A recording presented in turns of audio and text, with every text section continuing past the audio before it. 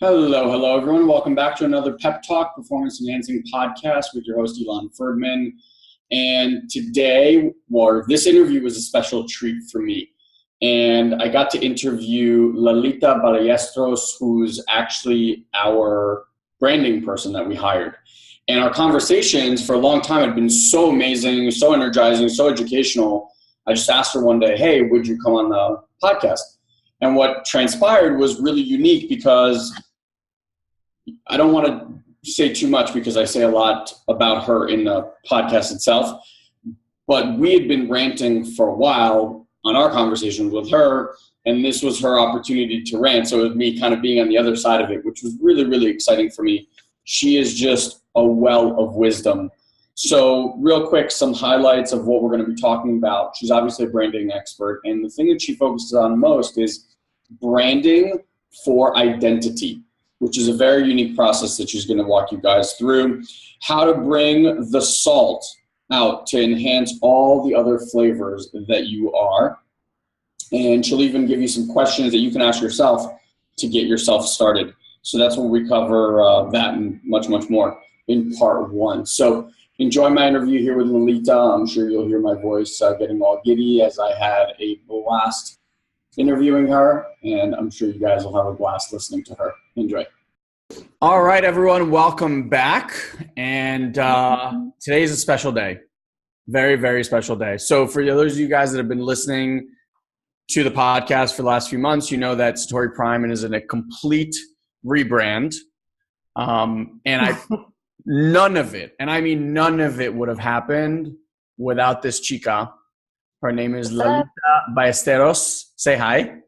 Hello, everybody. What's good? What's up?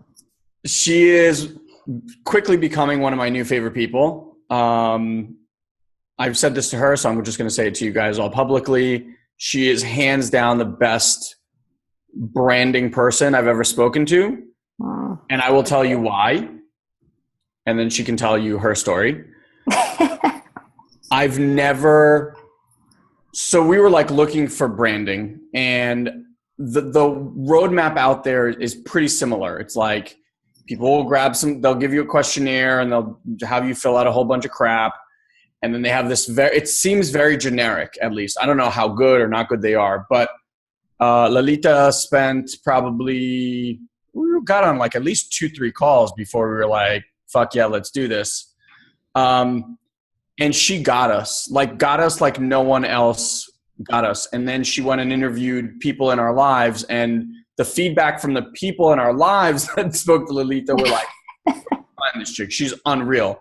And so I asked her on our last call, I was like, would you be down to just share your branding magic with some of our listeners? She was like, fuck yeah. So here we are. And why don't you tell a little bit about your story and how you kind of started doing this, and we'll delve into the branding stuff a little after.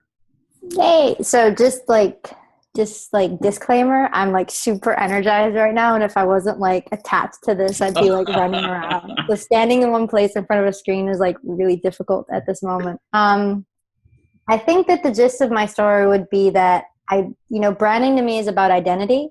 And being someone who is really flexible and fluid, I speak multiple languages. I'm mixed by nature. My mom is German and French. My dad is Spanish and Mexican. My family is from border towns all over the world. I think that I have a unique perspective, and that I've always felt sort of in between places. And so I've understood how different people think and how to communicate those values to people in a way that makes sense. And it wasn't that the messages were always different from the individual people. It's that they didn't understand how to create connection and trust with the other person such that that person trusts them. So from being really young, communication and everything was a big part of me. And then because of your parents, or? No, I think I was just born to do this. I think that media and communication and the branding piece, like I kept asking myself the other day, I'm like, why branding? I'm like, it seems so random. And then I just landed on identity. It's the thing that I'm most interested about when I see other people, how they define themselves, whether it's race, religion, culture, male, female, trans, any of those things. Like, yeah, it's all identity to me. So it's quite fascinating. Yeah. So here's the way I would say Lolita's superpower.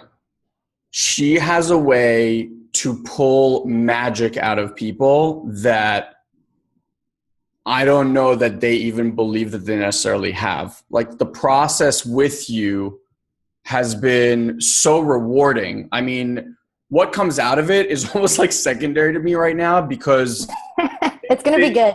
it's I'm been working on it before this. yeah, it's been so incredible. Like you guys know Guy and I, we like to rant a lot and we passionately speak about all sorts of different things. And we'll like go on this 10-minute rant and then Lolita will say something like, so is this what you're saying? And she says it in 3 sentences that are so poetic. I'm like, I fucking wish I could say it like that. But yes, that's exactly what I'm saying. So you've developed, when you're talking about like identity, say more about that because I feel like identity is the surface of it. I feel like you go so deep. You almost like pull out someone's true essence and soul and just put it out there and like, here's who you are. So to be fair, part of this, I've worked with some really, really great storytellers and people who are really great at just branding in general. So working with Seth Godin and working with Lyft and then working with a lot of prominent bloggers, like I've seen how it is that people market themselves and how it is that they shape their stories. But what a lot of them don't do, and I think what you're speaking to, is I believe that certain people are here with a specific message that they're to share. And I think that there's it's like a golden nugget that's inside of them. And I think a lot of people either struggle to realize what that is. They struggle to put words around it. Many of them fear it. They reject it for a really long time until they accept it. And at that point, I typically meet them. And so I look, when I'm asking people things, a lot of it's very intuitive, I go down, it's like if you picture who you are as like a mansion and there's all these rooms, I go into every room such that I find like the main one. And when I get there, I go as deep as possible until I feel like there's nothing more I can do, and it's the core essence. And then we build from there, as opposed to sort of like a more superficial approach, which I think is what a lot of people do. And then people complain about, great, I feel like I'm put in a box. A year later, I feel like I've outgrown this. Well, I don't think that you can truly outgrow your mission on earth. That being said, the way that looks, the way that manifests may be different, but I want to find out the core. I want to set you up to succeed with that. And then I want to make it sound and look as good and authentic for you as possible. With all the, bells and whistles of thought leadership, of course, but like that's tertiary. The beginning thing is like, who are you and why are you here? And I've had clients resist me on that. They're like, that's not what it is. And I'm like, I'll bet a lot of money that's exactly what it is. So, but they're like, no, that's not me. I'm like, okay. Way before we begin, I already have a pretty strong roadmap in my head. It's just intuitive of where it is that we're going to go. And then I cast a really wide net. And the interview process is a really key piece of that because I try to talk to not only the people that you've worked with, your clients, but people who know you outside of a business capacity. When you look at a really beautiful cake, typically there's all the little adornments, right? And it's the mixing of flavors. And I always say it's like salt with chocolate. Salt brings the flavor of chocolate out. Salt brings the flavor of a lot of things out. I find the things in your life that are like salt that amplify the main message, the cake, the chocolate, so to speak, but that are subtle and maybe not immediately noticed, such that when they talk to you, when they look at your branding, it feels holistic, it feels rich, and you can't necessarily put your finger on everything, but it's this beautiful blend. The interview process gives me a chance to do that because I talk at great length with people who know you best. And I think too, like, I do think I was made for this, at least right now. People trust me a lot. So they tend to be very candid with their answers, and they tend to tell me shit that they may not tell someone that they've known even for a few years. But people will often confess things to me that they're like, I would never say this otherwise. I'm like, that's perfect. Say it. This is what I need to hear. They're like, I don't actually think of him or her like this. Why? Yeah, and it's a lot of research about the people. And then the other piece is I study your methodologies the way people study the Bible. Like I go in as deep as possible to best understand it. And typically I am standing behind what they're doing in a big way. So I recommend it to my friends too, but that's the key piece of it. Then the creative part is sitting down and how do we explain everything now that we've just come up with? And it's the chiseling away. Most of my work is actually setting boundaries around what we're not going to talk about and keeping the stuff that's most important in like a sacred confined space. And at the end, it's going to be way more simplistic and way more focused. But focus freaks people out sometimes because now you don't have all the other things, right? It's this. I'm taking a stand. This is what I'm representing. So a lot of the work I do with people is very therapeutic. There's like emotions that they're going through, and at the end it's like, fuck, it's like bare bones this. But I love it, and it always looks good and sounds good. So at the very least they can freak out, but they're like, fuck, I sound really great. And it's authentic. It's not like I just made it up.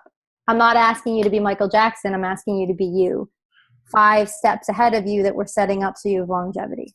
Why do you think people freak out or are afraid when you kind of get to that level? I think that a lot of the times the gifts that we have at some point, especially for the types of clients that I have who tend to be teachers and motivational type folks, the modern day online teacher, early on, I think we tried to use those gifts, maybe as kids. I don't know the exact time frame. And something happened where it wasn't safe or they didn't have a positive outcome from using those gifts. So, for example, for me, like I have always been incredibly sensitive. But in high school, like always being an athlete, growing up around a lot of men or really strong women, I remember this guy was like, you're really sensitive. I was like, no, I'm not. And he's like, yes, you are. You wouldn't care even as much that I told you you're sensitive if you weren't sensitive. If you weren't. True. And so I grew up in a place where it wasn't safe to be sensitive, which is a huge skill now. This clarity of speaking what I see about people. Growing up in places where when you spoke those things to people, you were potentially rejected or ostracized. So stepping into gifts is also asking people to forgive the situations and people that they felt impeded or confined them. And then finding acceptance that letting go of all the stories they have around the gift. Like I'm helping to peel away the walls that they can let it emerge. I'm doing less of that today than I used to because now the people that are coming to me have already done a lot of that work, which is easier for me. But it's definitely therapeutic. There's some spiritual thing that like at the end of it, people are like, oh. Yeah, for sure. I mean, I don't know that it was necessarily therapeutic for us because obviously we've done a ton of this work. But it gave language to parts of us that I don't think were defined yet. And in that process, it's strange. I don't know if I'm going to explain this correctly, but I'll try. Go get it. You've said sentences or phrases that describe us or what we're about as a company, like either myself individually or Guy or a company. And in that, I was like, because you've interviewed all these people, you've gone through so much of our content and like spoken to us a whole bunch of times. You've created us in a way that I kind of always imagined like sometime out there in like the very distant future, we would get to. And seeing that that's kind of the reality of it, to me, has just been mind-boggling. And I know what we're creating is like with the room to grow and all that stuff. But because you have an ability to put words in a way where it just makes sense and you see yourself in a whole new light. And I've actually found myself operating differently and speaking differently because now I have this context, which isn't even done. It's just like draft. And I'm like, oh my God, I'm that person. It's almost, okay, here's the way I can say it in one line. It feels like you created me in a crazy way. And is that what you do? Is that what you would say that you like have that ability to do? Is that what branding people do? Or is that just like you're some super genius freak at this? Well, I mean, sure, that can be my tagline, super Super genius genius freak freak. at branding. And she's a super freak. I'm It's in. like the song playing, people are like, who is this chick? But don't worry about it. I'm a super freak at branding. um, I think that branding is the art of portraying yourself, right? Mm. It's how do you look and how do you sound? And to be totally honest, like I have a lot of friends that do branding type things. And a lot of people focus, like I said, on the surface. So they focus on like, what does your LinkedIn bio say? And like, what is your tag? Like, Yep. all of these things are surface level. Not to say they don't matter, but I always tell everyone, like, the thing you think is the most important probably isn't. People are like, I have to have the best tagline. I'm like, Yep. let me tell you how holistically that's probably not the most important thing about your business. Because there's everything else that's up. It's like if you get a cake and you're like, this fucking strawberry is like the only thing that needs to be perfect. No, because if the cake tastes like shit, I don't care how pretty the strawberry is or the tagline. But does that come from like, now you're at a place where you get to choose who you work with, right? Yeah. But does that come from the individual? And if that individual is just like shit with whipped cream on top, like there's nothing any branding can do, or But there is is it? stuff that brand, like, so I'll give like two examples. Yeah, please. So like someone could come to me and they could say, so I mean, the gist is like, I look at people and I just see them. Like, I don't know how to explain it. Like I look at them and I just see them and Avatar, I can baby. see Avatar. It is Avatar. It's, I see it. And it's like, and I just have a lot of compassion for people. And so I can tell where people are at in their own journey. And if someone comes to me, of course I can do work to help someone sound and look a lot better. But if they're not in alignment, I personally am not going to put the power of trajectory behind them to launch this thing that to me just feels like I'm going to be shooting shit everywhere. They have more work to do. Maybe they're working from scarcity mindset. Maybe they're really in like too aggressive marketing. None of that stuff works with me. But the other people, the other folks that come tend to be very message driven, mission driven. And I just feel like I'm very much so supposed to work with them. So I wish I had a better answer, but I mean, the best thing to do is to probably just do an example of it. Please. I mean, no, like, I don't know, like, I wish we had someone else like a call Well, let's imagine someone, because like you're at a level. Let's maybe do this. You're at a level where you're working with people who have, like you said, messages. They're already succeeded, etc. And they have people that already know and love them and distinct followings and are proud and are doing well in their businesses. So these people that are typically like, I made 20,000 last year. That's like 10 times that. And they're looking to like, wait, so I have an example of it. Is it's like, let's imagine, for example, that you are, I have it.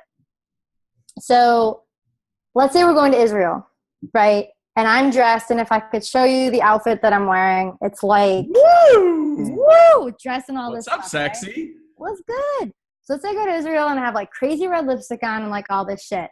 And I come in and I start like yelling in Spanish. The good news is that you happen to understand Spanish, right? Yep. No one else does. They're like, this chick is crazy. She's probably from the streets. What is she wearing? I don't even know. All of a sudden you stop the situation because you know these people would absolutely love me if they just understood me better, right? And actually I have all these friends in the room, but they're like, I don't fucking know this chick. She's crazy. And so you come to me and you're like, hold on a second. And you start translating my Spanish into Hebrew for them. And now all of a sudden they start calming down because there's a common language. And then you say, wait, Lalita, we're going to put a t-shirt on you, right? A t-shirt that you like. Here's some pants and all the shit that you like, but we're going to dress you just a bit differently so that they understand you better. I'm not asking you to change who you are. And now we're not going to ask them to learn Spanish. It's like a translator. Like you're the person that translates it. So I'm not actually changing what I'm saying. You're the one refining it and making it so that these people you very much so understand can better receive me. If you didn't like me, you'd probably ask me to leave the party. Yeah. So in this instance, I'm you. Does this make sense? Is it getting too Absolutely. complicated? I love the analogy. If someone that I don't want to work with, that I'm like, I'm not inspired by that, I'm not going to hit and be like, nope, we're going to leave the party. It's a lot of work to communicate someone's message and to understand how to dress them such that the other people trust them. I think there's a lot of integrity behind it. So I'll only work with people who I'm like, their messages are solid and their reasoning for wanting to do what they do feels, I don't want to say right, but it feels, my bullshit meter doesn't go off. It's not like bullshit. You know what I mean? So that's what I do with people. You can be yelling something and you're yelling it as loud as you can, but if they don't understand it, do you know what I mean? Absolutely. I would say that you work with impact people, like that if you're putting your message behind it and moving them forward, there's actually going to be some sort of global impact where they're not just using the power of marketing or branding, just screw a lot of people or like make a lot of money, but it's actually a gift that they're sharing with the world.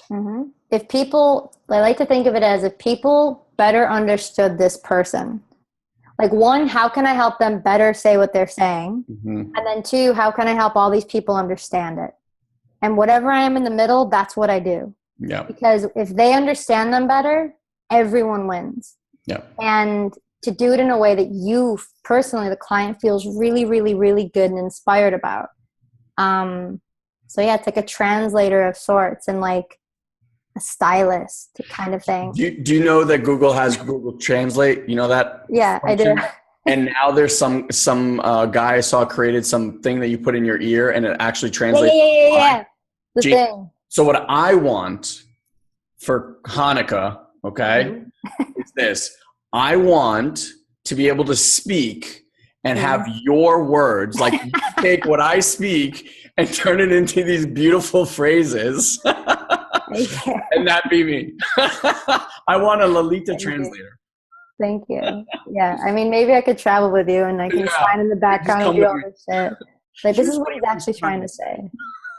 Yeah. And it's also the last piece too, is there's an energy thing with people. So like, let's imagine like we're back at that party, right? Yeah. If I came in there like raging, like I'm sweating and it looks like there's blood on me in Israel, mind you. I'm like, oh, and I'm yelling in Spanish. People are like, what the fuck? Like they're about to fight. Shit's about to go down right now just because of how I enter the room. So some people have messages that there's so much energy behind, well-intentioned, they're excited. And I take that and I spread it out. And I balance it so that when people read it, it doesn't feel like someone's screaming at them from a website. When they read it, it doesn't feel like someone's too passive. It makes sense. It's like the perfect elixir, perfect drink for the person who's about to take it. Not too strong, not too weak. And it makes sense for the person who's making the drink, you, client, and also makes sense for the person taking it. I could be a really nice person running into that party, but they don't get that just because of how I entered the room. At a Latin party, that might be totally different. They already speak Spanish. Oh, she was dancing. That's why she's sweating. Who knows? Israel, I don't know. I don't think that's the best way to enter a room. That's just probably not. That's just my gut. It's like, no, don't do that. Although they're pretty loud as well. Yeah. What is it saying? Do you have any advice for people who are like have to do the branding on their own? Is there like something that you can share with them that they can start asking themselves the right questions or the people in their lives the right questions to kind of start digging there? The first thing is you want to get people in your life that can reflect back for you. So to try to do this work with yourself, I think is actually quite difficult. Yeah. So the first thing is you want to be in a relaxed space and you want to be in a space where no answer is the right or wrong answer. So you can brainstorm and write things down and allow yourself to have 50 million answers to see what resonates the most. In terms of questions that I like to ask myself, I'm just going to be totally blunt.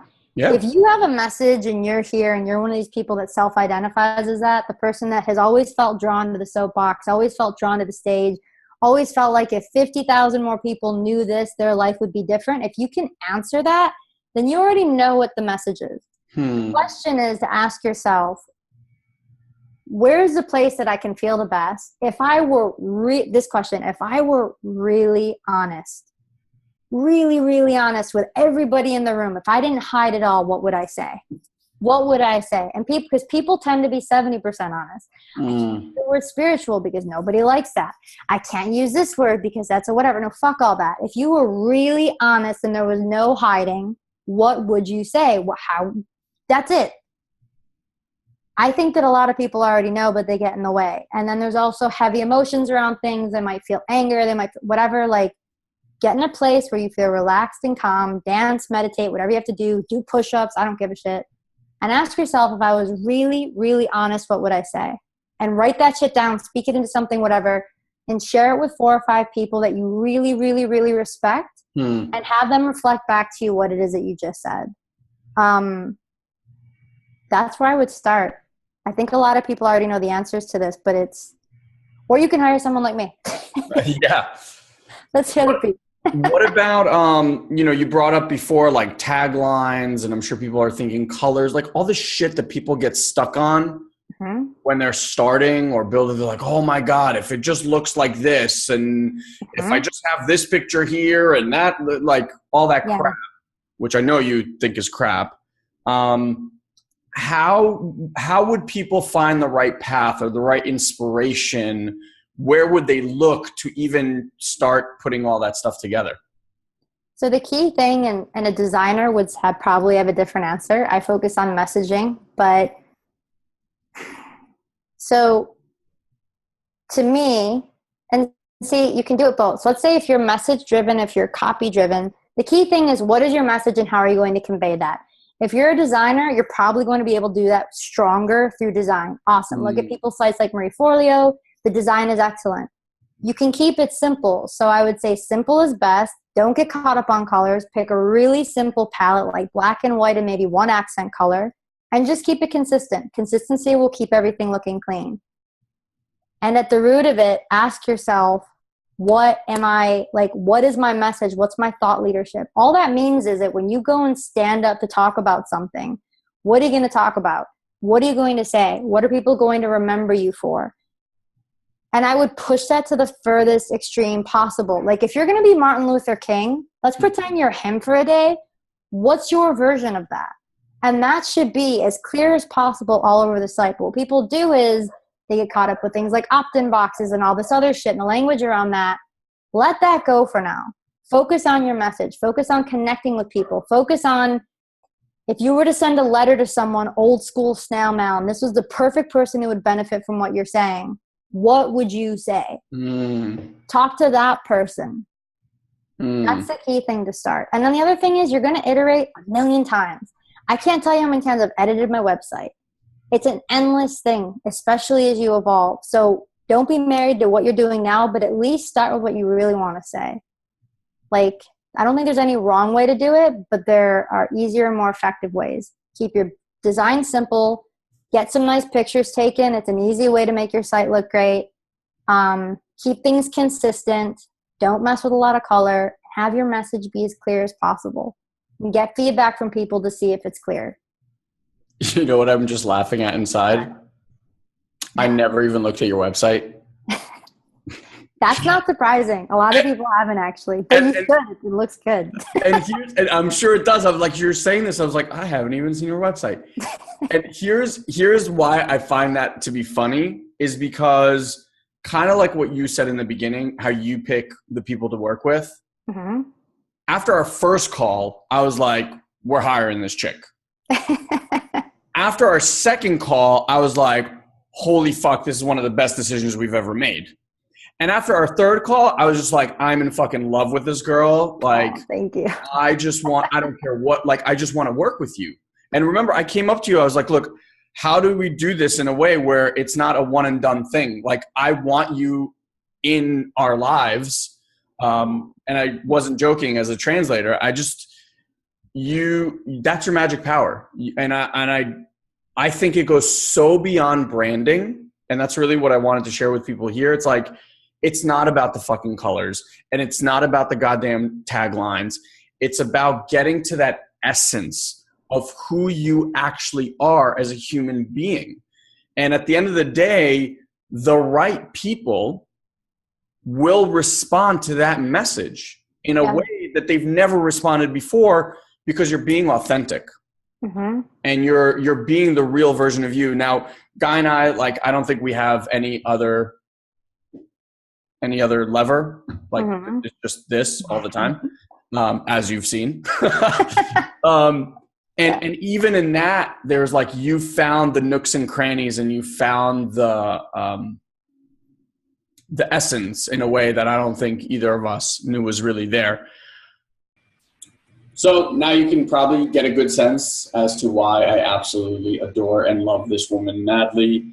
She is just a genius. We're in the final stages of our branding thing. I was just actually editing some of the last bits of copy. So hopefully here in the next month, you kind of guys will get to see the work that we've all done together. But if you want to find out more about her, you can go to Vira Lalita, VIRA Lalita.com to find out more about how she can possibly help you. If you want to hire her to speak or anything like that, I think she'd be absolutely amazing.